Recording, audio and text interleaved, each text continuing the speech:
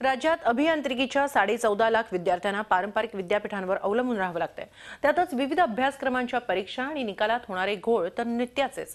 यंदा तर उत्तरपत्रिका तपासण्यात झालेल्या घोळामुळे 9,500 विद्यार्थी नापास झालेत। म्हणूनच विद्यार्थी मागणी करतायत स्वतंत्र विद्यापीठाची। या सर्व झेरॉक्स उत्तरपत्रिका आहेत अभियांत्रिकीच्या। नीट बघा, यात कुठे उत्तरं तपासलेली नाही तर कुठे गुणांची बेरीज केलेली नाही। मॉडेल आन्सरनुसार मार्क्स दिलेले नाही तर काही ठिकाणी उत्तरपत्रिकेतील पेजेस गायब आहेत। या सर्व व्यथा घेऊन विद्यार्थी दारात आलेत ते परीक्षा नियंत्रकांच्या। नाशिकमध्ये होत असलेल्या व्यवस्थापन समितीच्या बैठकीनंतर पीडित विद्यार्थ्यांनी झालेला घोळ परीक्षा नियंत्रक आणि कुलगुरूंसमोर मांडला। संगणक अभियांत्रिकीच्या 4थ्या वर्षाच्या विद्यार्थ्यांना हा फटका बसल्यानं त्यांचं 1 वर्ष वाया जाणार आहे। रिव्हॅल्युएशन नंतर लगेचच निकाल लावल्यानं विद्यार्थ्यांची कोंडी झाली आहे। नाव न सांगण्याच्या अटीवर या विद्यार्थ्यांनी झी24 तासकडे आपल्या व्यथा मांडल्या। रिवालचा रिझल्ट लावलेला त्यांनी, पण मार्क्स जिथे वाढताय ते वाढून दिलेले नाहीत। त्यांनी खूप ठिकाणी मार्क्स वाढताय, स्टेप्सचे मार्क्स वाढताय, जास्त मार्क्स पण नाही। जर त्यांनी 30ला BOP भेटतो तर फक्त 2-4 मार्क्समुळे फेल झालेलो आमचा पूर्ण वर्ष वाया जातो। आम्ही 6 महिने पूर्ण कॉलेज केले आतापर्यंत, प्रॅक्टिकल्स लेक्चर सगळे अटेंड करून एग्जाम्स थेरी पेपर्स दिले, प्रॅक्टिकल एग्जाम्स दिले, तर त्यांनी BOP साठी आणि लवकरात लवकर कॅरी ऑन आणायला हवंय। फोटोकॉपी आली, आमचे मार्क्सही वाढतात आहे।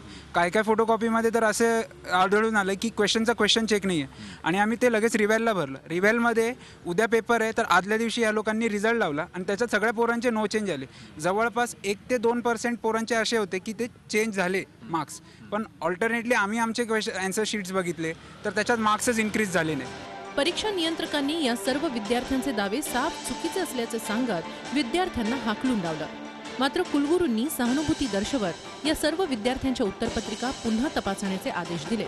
स्थानिक आमदारांनी याबाबत उच्च शिक्षण मंत्र्यांकडे आपली भूमिका मांडत परीक्षा विभागाच्या कारभारावर लक्ष वेधलंय। ज्या विद्यार्थ्यांना अशा पद्धतीने वाटतं की आपला पेपर बरोबर चेक झाला नाही किंवा जो अनचेक राहिलेला आहे, तर असे सर्व पेपर त्यांच्या महाविद्यालयाच्या थ्रू त्यांनी विद्यापीठाचे जे डीन आहेत त्यांच्यापर्यंत पोहोचवायचे आणि सन्माननीय डीन जे आहे हे पुणे विद्यापीठाकडे हे सगळे पेपर सबमिट करून ते जे पेपर चेकर जे कोणी असतील प्राध्यापक त्यांना विद्यापीठामध्ये बोलून घेऊन त्यांचं काय म्हणणं आहे त्या पेपरवरती ते त्यांचं बोलणं करून घेणार आहेत आणि परत अशा ज्या विद्यार्थी आहेत की ज्यांच्या पेपरमधला एखादा क्वेश्चन चेकच नाही झालेला आहे तर त्या विद्यार्थ्याचा तो पेपर जो आहे हा चेक करून विद्यापीठ त्यांना न्याय देईल। या सर्व प्रकारामुळे अनेक कुटुंबांना आर्थिक आणि मानसिक मनस्ताप झालाय।